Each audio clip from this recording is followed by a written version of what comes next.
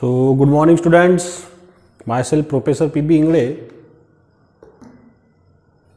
and today we have to conduct the lecture number 29.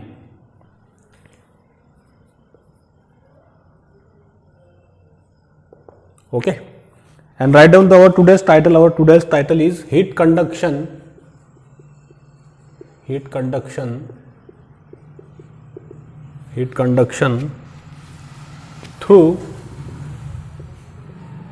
through hollow sphere.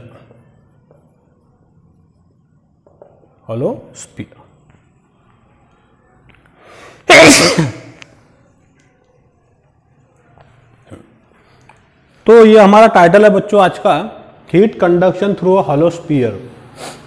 अब ये sphere में भी हमारे पास में दो टाइप है, एक है हमारे पास में कंपोजिट के लिए और दूसरा है hollow sphere, okay, without composite के लिए। जिस तरह से हमने सिलेंडर के बारे में पढ़ा था, प्लेन वॉल के बारे में पढ़ा था, same as it is concept हम यूज करने वाले हैं, heat conduction through a hollow sphere. अब यहाँ पे मैं पहली कंडीशन यूज करूंगा, for which condition? Constant thermal conductivity,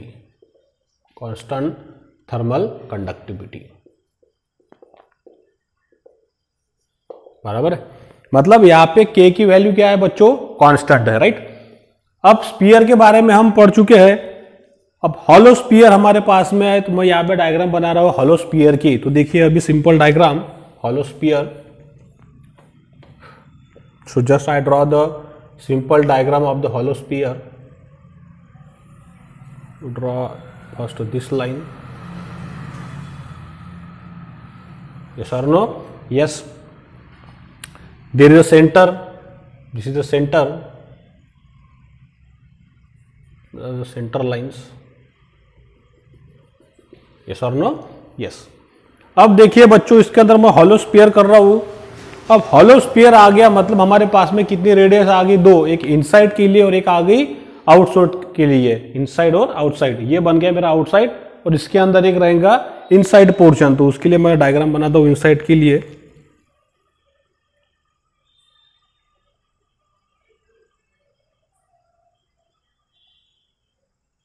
this is the insides, okay. तो यहां पे देखिए अभी मैंने आउटसाइड जो है ये वाला, इसकी रेडियस बना दी मैंने R2 से, और जो इनसाइड है बच्चों दिस वन, इसके रेडियस बता दी मैंने R1, okay. So R1 is inside radius of this hollow sphere and R2 is outside radius of hollow spheres, okay बच्चों।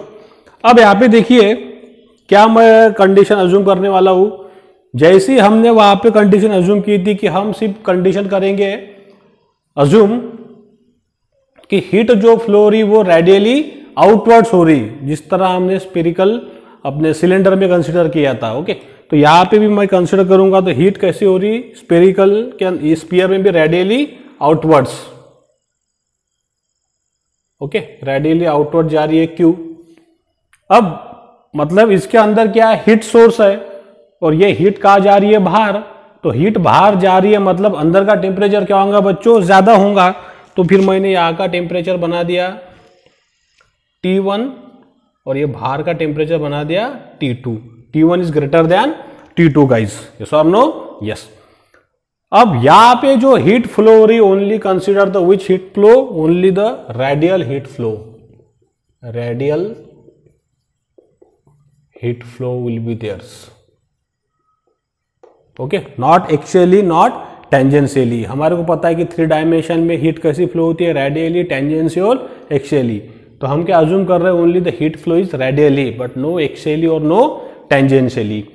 तो इसके पहले हमारा जो स्टैंडर्ड इक्वेशन है, जो हमने प्रूव किया था सबसे स्टार्टिंग में स्फीयर के लिए, तो वो इक्वेशन हम यहाँ पे लिख रहा 3 डायमेंशन वाला। तो देखिए इक्वेशन, क्या इक्वेशन है? This is very IMP equation, और ये ध्यान में आपको रखना जरूरी है। मैं उसको डायरेक्ट लिखता हूं general heat conduction equation, the general heat conductions equations of sphere. ठीक है गाइज, थोड़ा बड़ा इक्वेशन है तो देखिए मैं इसको लिख रहा हूं। क्या इक्वेशन था वो? 1/r², right, del by del r in bracket r², right, del T upon del r. याद आ रहा आपको? 1/r² del by del r r² del T upon del are plus 1/r², right, sine square phi into del square T upon del phi square. बराबर है बच्चों? याद आ रहा सबको? ये इक्वेशन बड़ा है, जरा इसको अच्छे से याद कर लेना आपने। प्लस 1/r² साइन स्क्वायर, क्या था हमारे पास में? थीटा, क्योंकि 3 एंगल मैंने वहां पे बनाए थे, फाई, थीटा और आर के लिए लिया था, राइट। साइन स्क्वायर सिर्फ साइन थीटा था शायद, okay, into del by del theta in a bracket what is sine theta del T upon del theta, right, is equal to क्या था बच्चों? QG अपॉन के। इज इक्वल टू नहीं था, क्या था? प्लस था इसके साथ में, प्लस यहां पे लिखता हूं QG अपॉन के इज इक्वल टू, अब था is equal to what is one by alpha del T upon del tau.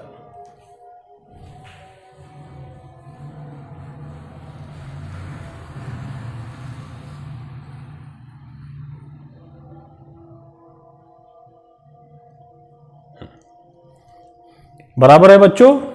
देखिए 1/r² del upon del are plus r² del T upon del are plus 1/r² sine square phi del square T upon del phi square plus 1/r² sine theta del upon del theta into sine theta del T upon del theta plus QG upon के is equal to one by alpha del T upon del tau.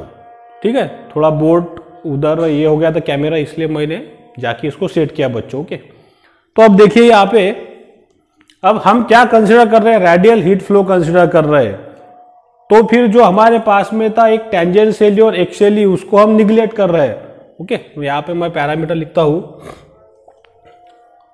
मतलब tangentially and axially neglected,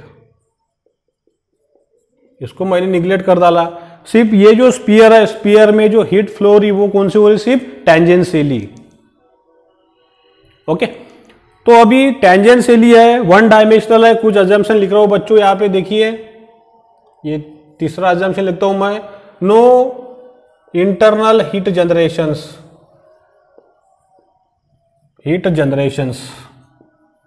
बराबर है, किसी भी प्रकार की internal heat generate नहीं हो रही स्पीयर के अंदर, ये मैंने अज्यूम कर डाला।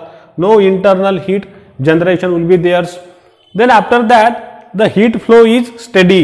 हीट फ्लो कैसी है? यहाँ पे स्टेडी है। चौथा अजम्पशन मैंने बना दिया, the steady heat flow, steady heat flow. Heat flow कैसा है? स्टेडी, मतलब हीट ट्रांसफर जो है वो टाइम के साथ में चेंज होगा क्या? नहीं, टाइम के साथ में वो क्या रहेगा? कांस्टेंट ही रहेगा। There is no change of heat flow with respect to time.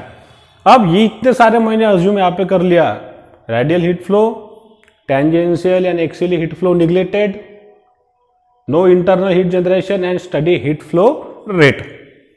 तो फिर ये जो गिवन इक्वेशन है बच्चों, इसमें देखिए भी क्या चेंज होगा, क्या आएगा। यू सी हियर, इसको स्टार्ट करने के पहले मैं इसके अंदर एक छोटा एलिमेंट कंसिडर करता हूं, क्योंकि हमने जब डेरिवेशन लिया था तब हमने एलिमेंट कंसिडर किया था स्मॉल, याद आ रहा क्या? यस। तो उसी तरह इसमें भी मैं स्मॉल एलिमेंट कंसिडर करूंगा। मैं उसको यहां पे बनाता हूं बच्चों,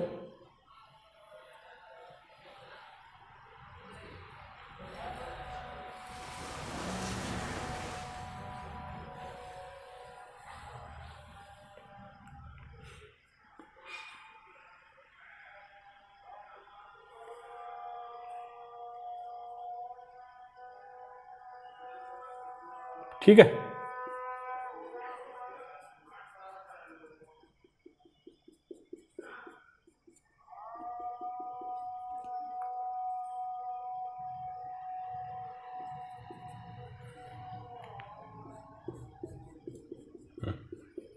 तो ये स्मॉल एलिमेंट मैंने कंसिडर कर लिया बच्चों। यहां से इसकी रेडियस मैं अज्यूम करता हूं r, ठीक है, और इसकी जो थिकनेस है, ये जो मैंने यहां पे बना रहा हूं अभी मैं, ठीक है, ये स्मॉल एलिमेंट की थिकनेस मैं शो करता हूं। इसकी थिकनेस मैं बताता हूं बच्चों, व्हाट इज dr से, बराबर। The small element thickness I show by the letter dr। इसके अंदर ऐसा ये मैंने एक स्मॉल एलिमेंट कंसिडर किया, इसको नाम दे देता हूं मैं स्मॉल एलिमेंट, बराबर है। So everything I draw here's. अब ये जो मैंने जनरल हीट कंडक्शन इक्वेशन भी बना लिया, उसके बाद में अजम्पशन भी बना लिए, और थर्मल कंडक्टिविटी कैसे हमारे बच्चों कांस्टेंट है। तो फिर इसके बाद में हमने क्या किया था, ये अजम्पशन, ये इक्वेशन को अप्लाई किए तो फिर क्या क्या हुआ था, ये टर्म जीरो हो गई थी, ये भी टर्म जीरो, ये भी टर्म जीरो बन गई थी, और ये भी टर्म क्या हो गई थी बच्चों, जीरो। तो क्या इक्वेशन बचा finally, the remaining equation is what is 1/r²। अब एक ही इक्वेशन बना, इसलिए मैंने उसको चेंज कर लिया d में, d/dr in bracket r² dt/dr is equal to 0। ये बन गया मेरा इक्वेशन नंबर 2। इसको बनाता हूं मैं इक्वेशन नंबर 1 सपोज। समझ में आया बच्चों, क्योंकि ये था स्टडी हीट फ्लो के लिए, तो ये बन गया 0, क्योंकि यहाँ पे ये नॉन स्टडी था। स्टडी हुआ तो rate of change of with respect time constant है, तो ये कांस्टेंट का डेरिवेटिव 0। उसके बाद में एक्सियली नहीं है, टेंजेंशियली नहीं है, तो ये दोनों इक्वेशन क्या बन गए, 0 बन गए। उसके बाद में नो इंटरनल हीट जनरेशन, तो Qg/Kb क्या हो गया हमारे पास में, 0 हो गया।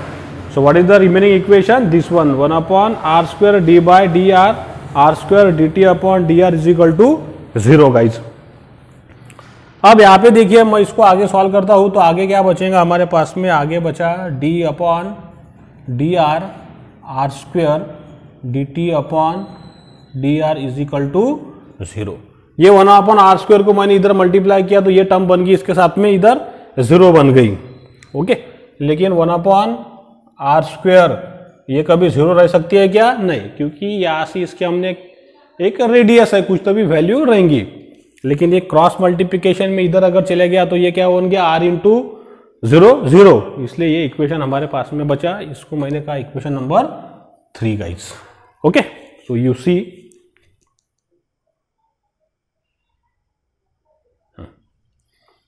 अब इक्वेशन 3 हमारे को मिल गया। इक्वेशन 3 मिलने के बाद में अब इसको हम सॉल्व करेंगे बाय अप्लाई द इंटीग्रेशंस। तो अब यहां पे देखिए मैं ये d/dr को हटा देता हूं, तो d/dr को अगर मैं हटा दूंगा तो फिर क्या इक्वेशन बचेगा बताइए, ये बचेगा फिर r² dt/dr is equal to c। ये बचा, इसको मैंने कहा इक्वेशन नंबर 4, क्योंकि इसको अगर हम सॉल्व करेंगे d/dr से, तो ये c क्या है, कांस्टेंट, कांस्टेंट का डेरिवेटिव क्या आएगा, 0। वापस हमारे को इक्वेशन नंबर 3 मिल जाएगा। तो ये इक्वेशन 4 समझ में आ गया, ओके। आगे देखिए, अभी ये ऊपर का भी मैं पूरा मिटा देता हूं, हाँ।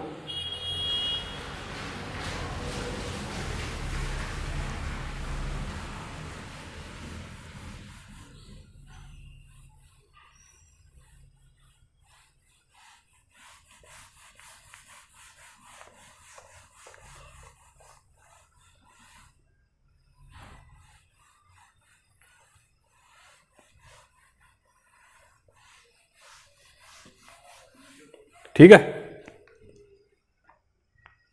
तो इसमें जो इक्वेशन नंबर 4 है, इसको मैं यहां पे लिख लेता हूं। जो इंपॉर्टेंट इक्वेशन है, r² dt/dr is equal to c। अब यहां पे इक्वेशन मिल गया बच्चों, r² dt/dr is equal to c। इसको देखिए मैं आगे सॉल्व करता हूं, dt, okay, dt is equal to c d r upon r square. इस तरह से मैंने इसको लिखा। अब इसको मैं वापिस सॉल्व करता हूं इंटीग्रेशन लगा के, तो ये क्या आएगा फिर dt का आंसर आ जाएगा t। इसको सॉल्व करके बच्चों ये क्या मिल जाएगा हमारे को, यहाँ पे ये मिल जाएगा माइनस c बाय आर और प्लस C1। ये इक्वेशन हमारे को मिल गया। इसको मैंने कहा इक्वेशन नंबर 5। ये समझ में आया आपको कैसा आया? तो ये बराबर है, ये आ गया integration D upon D R square का दिस वन। क्योंकि इसको अगर मैं सॉल्व करूंगा, आपको पता है इसका अगर मैं डेरिवेटिव करता हूं तो क्या आता है बच्चों, डेरिवेटिव करने के बाद में इसको अगर मैं अप्लाई करूंगा, देखिए मैं सॉल्व करके बताता हूं, D T upon D R minus C constant है, तो यहाँ पे आएगा फिर डी अपॉन डी आर का 1 upon r plus d upon D r C1। तो यह आ गया d T upon D R minus d upon D r का क्या आता था हमेशा, -1 अपॉन आर स्क्वेयर प्लस ये हो जाएगा 0, तो D T upon D R ये आ जाएगा सी अपॉन आर स्क्वेयर्स। ओके, फिर इसको मैंने क्रॉस मल्टीप्लिकेशन में अगर किया तो वापिस हमको क्या मिलेगा, d t c d r upon r square. ये मैंने सिंपल मैथ आपको समझा के दिया। ओके,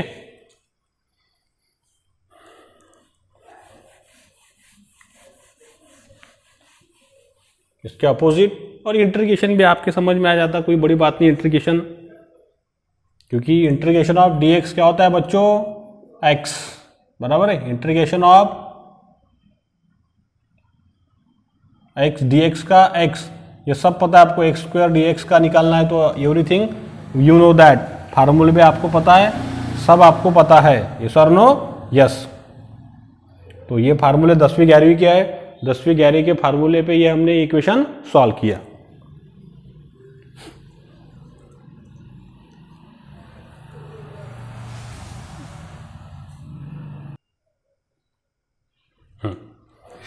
ये कैसा है मैं बताता हूं अभी आपको। जैसे आपको पता है integration of dx x, integration of अगर x है dx, तो इसका क्या आता है x स्क्वायर अपॉन 2। तो अब यहाँ पे क्या है बच्चों, ये c तो निकल गया कॉमन, मैं बता दूं यहाँ पे सॉल्व करके c d r upon r square, c निकल गया कॉमन, तो ब्रैकेट में क्या बचा, d r upon r square guys. Okay, तो फिर इसको आगे सॉल्व किया c इंटीग्रेशन, ये ऊपर चला गया, ये हो गया माइनस डी आर। इसको अगर सॉल्व करेंगे c, तो इसका आंसर आएगा फिर r to the power -1 upon minus plus C1। तो ये बन गया फिर माइनस c, ये आ गया नीचे, तो ये हो गया r प्लस C1। इसलिए यहाँ पे मैंने डायरेक्ट लिखा minus c upon r plus C1 guys. Okay, तो अब देखिए, मतलब दोनों तरफ से मैंने समझा के दिया आपको, इंटीग्रेशन से भी समझा के दिया और डेरिवेटिव से। यहाँ पे हमने क्या अप्लाई किया, इंटीग्रेशन अप्लाई किया। ओके, अब ये होने के बाद में बच्चों देखिए इक्वेशन नंबर 5 मिल गया हमारे को, इक्वेशन नंबर ये 4 हमारे को पता है जो मैंने साइड में लिखा है।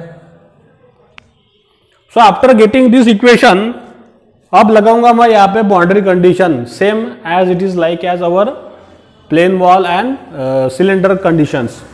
अब मैं बाउंड्री कंडीशन यहाँ पे लगाने जा रहा हूं, तो देखिए by the boundary conditions, by boundary conditions, तो बाउंड्री कंडीशन के लिए क्या आएगा बच्चों, जब t की वैल्यू t1 है, बराबर है, t की वैल्यू क्या है, t1 है, तब r की वैल्यू क्या है हमारे पास में, r1 है। जब t का वैल्यू हमारे पास में t2 है, तब r का वैल्यू क्या हो जाएगा, r2। तो ये दोनों बाउंड्री कंडीशन हम लगा देते हैं। अभी इक्वेशन नंबर 5 को देखिए, अभी पहली कंडीशंस, तो पहले सिचुएशन में आएगा t का value t1 minus c upon r का वैल्यू बन गया बच्चों what is r1 plus c1, ये हो गया इक्वेशन नंबर a। ओके, ये हो गई। अब इसको लगाते ही t का वैल्यू बन गया t2 माइनस c, r का वैल्यू बन गया r2, ये बन गया फिर प्लस c1, ये बन गया इक्वेशन नंबर b गाइस। तो इक्वेशन ए मिला, इक्वेशन नंबर बी मिला हमारे को. So after that what is we do here now. अब इक्वेशन ए में से मैं इक्वेशन बी को माइनस करूंगा, यहां पे लिखता हूं. So from equation a minus equation number b. तो फिर क्या आएगा, सॉल्व कीजिए इसको. T1 minus T2, simple math है. ओके, T1 माइनस T2, इसको लिखता हूं भी मैं minus C upon R1 plus C1, right, minus C upon R2 plus C1 bracket completes. तो आगे देखिए क्या होगा फिर.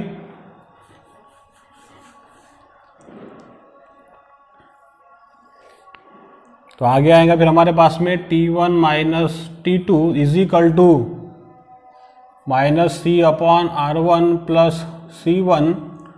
ये माइनस से बच्चों में मल्टीप्लाई करता हूं तो ये हो जाएगा माइनस माइनस प्लस, तो ये हो गया C अपॉन R2 और ये हो जाएगा माइनस C1. बराबर है, right. Okay, then after that ये C1 और ये माइनस C1 हो गया कैंसल. तो फिर क्या बचा, T1 minus T2 is equal to minus C upon R1 plus C upon R2 guys, right. अब यहाँ पे देखिए सिंपल मैथमेटिक्स सॉल्व करता हूँ मैं. तो T1 माइनस T2 इसको मैं इस तरह से लिखता हूँ C upon R2 minus C upon R1. Okay, इधर देखिए अभी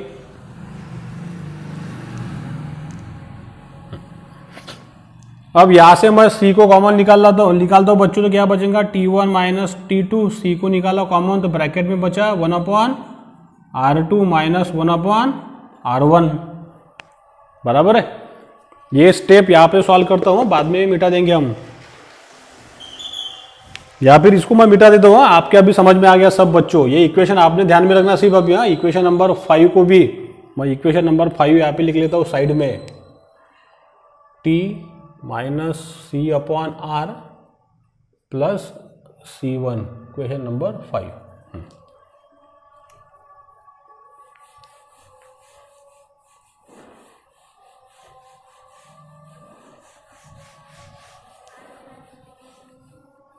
समझ में आ रहा ना आपके, एकदम सिंपल मैथ है, कुछ भी हार्ड नहीं है.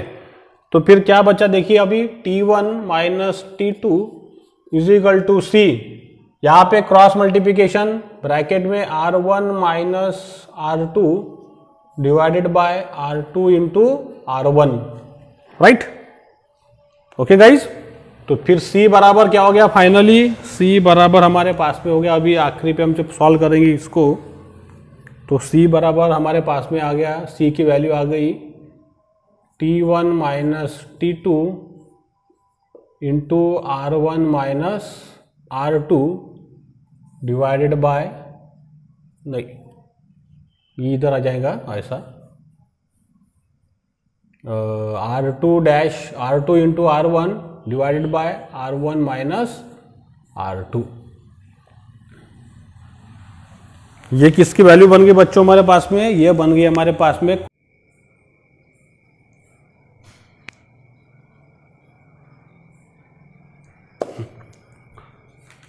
अब देखो बच्चों, मैंने कुछ इंपॉर्टेंट इक्वेशन यहाँ पे लिखे, इक्वेशन नंबर 5 और एक इक्वेशन नंबर A, और ये C की वैल्यू हमने निकाली है. अब हम निकालेंगे C1 की वैल्यू. तो देखिए अभी कैसे निकालेंगे C1 की वैल्यू. सो पुट, ये वाला पुट, इसको छोटा नाम देता हूं मैं, put C in equation number A में मैंने पुट किया बच्चों. तो क्या आएगा, T1 माइनस C की value T1 minus T2 R1 upon R2 divided bye R1 इन ब्रैकेट, ये वाली term R1 minus R2 plus बच्चों C1. सिंपल मैथ है, अच्छे से ध्यान में रखिए. तो फिर C1 बराबर क्या हो गया गाइस, C1 बराबर हमारे पास में हो गया T1, ये माइनस का इधर चले गया तो ये हो गया प्लस, तो ये बचा T1 minus T2 R1 dash R2 divided bye R1 minus R2। इसको बना दिया मैंने इक्वेशन नंबर 2 छोटा वाले रोमन में। ठीक है गाइज, अब ये दो इक्वेशन मुझे मिल गए, ये दोनों को पुट करूंगा मैं इक्वेशन नंबर अभी 5 में। So put equation 1 and 2 in equation 5, ये मेन इक्वेशन जो हमारा उसमें। तो देखिए फिर क्या चेंज आएगा। So T is equal to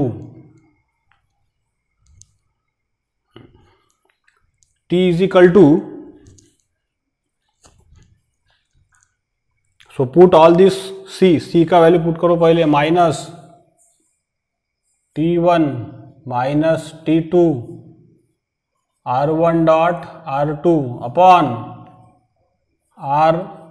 R1 minus R2 plus C1। देखिए गाइस, C1 की वैल्यू हमारे पास में है T1 plus T1 minus T2 R1 R2 divided bye R1 minus R2। इसको मैंने बना दिया इक्वेशन नंबर कुछ भी, अभी हमने 6 7 कर देता इसको मैं। ओके, तो अब आगे देखिए क्या चेंज होगा।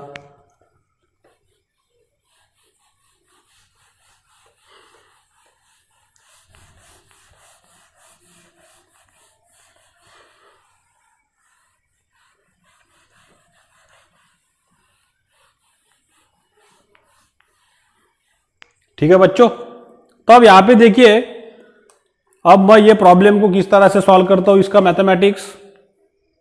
अब यहां पे ये T1 को मैं इधर शिफ्ट कर दे रहा हूं, तो ये क्या बन जाएगा फिर T minus T1।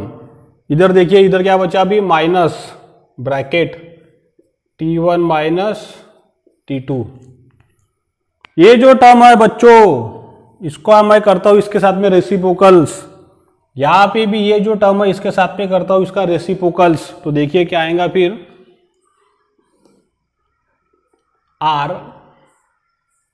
R1 minus R2 divided bye R1 dot R2। ये समझ में आ गया ना, रेसिप्रोकल। हाँ, प्लस यहाँ पे T1 minus T2 upon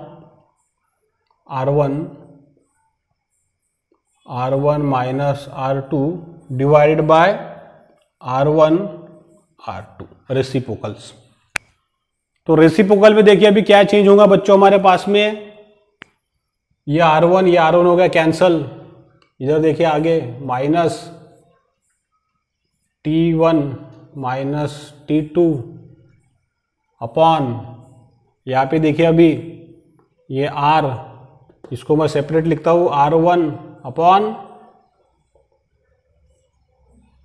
R1 R2 minus R1 R2 bracket complete, यहाँ पे प्लस। यह आपके बुक में नहीं दिया है solve, it is not given in the book, ये मैं खुद इसको सॉल्व करके दे रहा हूँ आपको अच्छे से। इधर बचेगा फिर T1 माइनस T2 अपॉन, यहाँ पे ये डिनोमिनेटर एडजस्ट हो जाएगा दोनों के लिए, R1 R2 minus R2 upon R2 guys. Okay, समझ में आ रहा? तो आगे देखिए,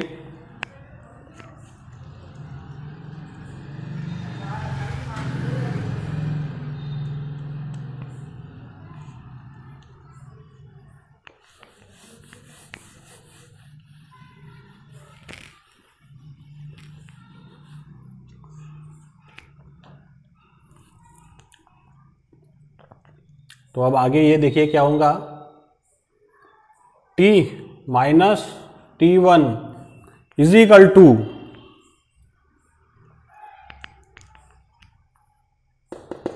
यहां पे अभी मैं ये कॉमन निकाल रहा था एक टर्म, ठीक है, इसको मैंने कॉमन निकाला, ये टर्म T1 माइनस T2 को देखिए माइनस T1 या फिर माइनस से मल्टीप्लाई भी करेंगे तो चलता बच्चों, ठीक है। T1 माइनस T2 ये कॉमन निकाला, T1 अपॉन T2 को मैं कॉमन निकालता हूँ, माइनस को ना देता हूँ फिलहाल में। देखिए अभी पहले इसको सॉल्व कर लेते हैं। ये R1 और ये R1 हो गया कैंसिल, ये R2 ये R2 हो गया कैंसिल, तो फिर क्या बचा, देखिए T1 माइनस T2 ये दोनों जगह पे है बच्चों, इसको कॉमन निकाला तो ब्रैकेट में क्या बचा फिर यहाँ पे माइनस 1 अपॉन R, इधर देखिए अभी 1 upon R2 minus 1 upon R1, इधर देखिए फिर plus 1 upon R1 upon R2 minus ये R2 कैंसिल हो गया, ये माइनस 1, ठीक है। आगे सवाल देखिए अभी इसका, T माइनस T1, इसको देखिए अभी मैं क्या करता हूं, हाँ अब इसमें इसको अभी मैंने जो माइनस किया यहाँ पे मैं चेंज करता हूं, तो इसको मैं लिखता हूं T2 minus T1, T2 minus T1 लिखा तो बच्चों फिर यहाँ पे क्या आ गया, बाहर एक माइनस कॉमन आ गया, ठीक है। यहाँ पे टर्म आ गई मेरे पास में माइनस 1 अपॉन, या आर को मैं मल्टीप्लाई कर देता हूँ ब्रैकेट के अंदर, तो क्या आएगा फिर R अपॉन, इसको बाद में करते हैं, इसको पहले अभी लिखते फिलहाल में R 1 upon R2 minus 1 upon R1 bracket complete plus 1, इसको सॉल्व करिए अभी, ये क्या हो जाएगा R1 minus R2 upon R2, ये ब्रैकेट हो गया सॉल्व। ये बुक में डायरेक्ट दिया, मैं इसको एक्सपांड करके सॉल्व करके बता रहा आपको।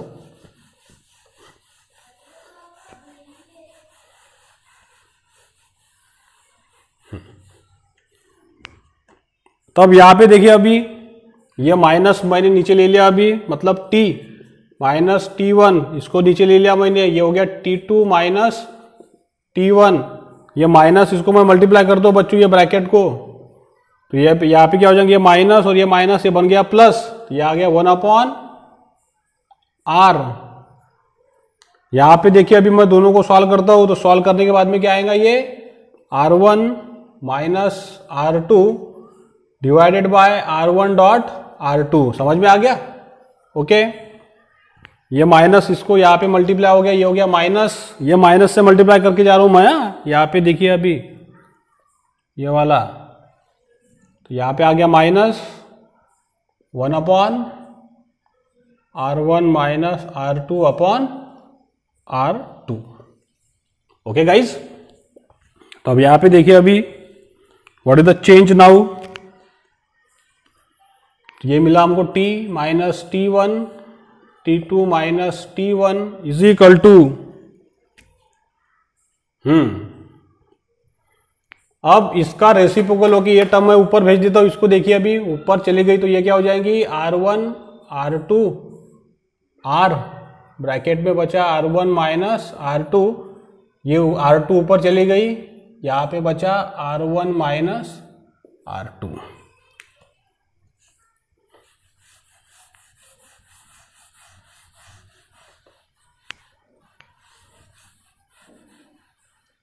ठीक है। तो अब आगे देखिए यहाँ पे क्या चेंज होगा, T minus T1 T2 minus T1 is equal to, अब यहाँ पे वापिस देखिए क्या कॉमन है, यहाँ पे कॉमन है बच्चों, this term is common here, which term is common, R2 upon R1 minus R2, तो इसको मैं निकाल लेता हूँ कॉमन, तो देखिए फिर R2 upon R1 minus R2, तो ब्रैकेट में क्या बचा R1 माइनस R माइनस 1, तो इसको सॉल्व कीजिए, क्या आएगा ये R2 R1 माइनस R2, यहाँ पे आ गया R1 minus R divided by R बच्चों, ओके। समझ में आ रहा है, पूरा सिंपल मैथमेटिक्स चल रहा, बाकी कुछ भी नहीं चल रहा है यहाँ पे। तो फिर फाइनली क्या बचेगा, ये फाइनली हमको मिल जाएगा T minus T1 T2 minus T1 is equal to R2 upon R multiplied by R1 minus R upon R1 minus R2।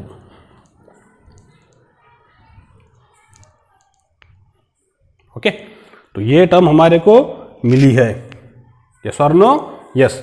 इसका अभी आपको बुक में जो दिखाऊंगा, बुक का मैं डायरेक्ट स्टेप लिखता हूं यहां पे आखिरी की, इसको हटा के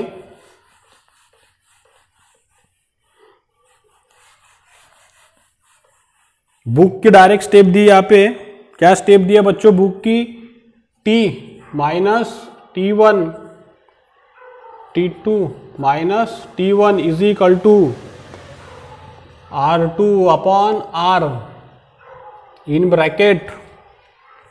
ये देखिए अभी यहां पे R1 माइनस R है, R1 माइनस R2, तो बुक में क्या दिया? R minus R1। ये माइनस मैंने इधर कॉमन निकाला, माइनस डिवाइडेड बाय, यहां पे भी उसने कॉमन निकाला, तो यहां पे लिखता हूं मैं। देखिए अभी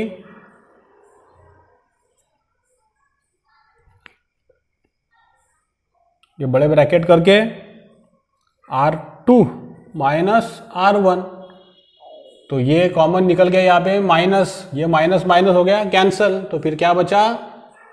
T minus T1 T2 minus T1 is equal to R2 upon R in bracket R minus R1 R2 minus R1। Right? Yes.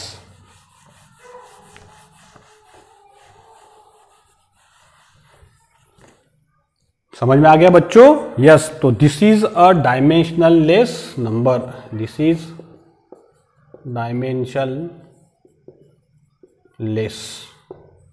ठीक है, तो ये बुक में दिया है यहाँ तक, तो यहाँ पे हम रुक जाते हैं अभी फिलहाल में। ओके, क्योंकि थोड़ा बड़ा डेरिवेशंस है।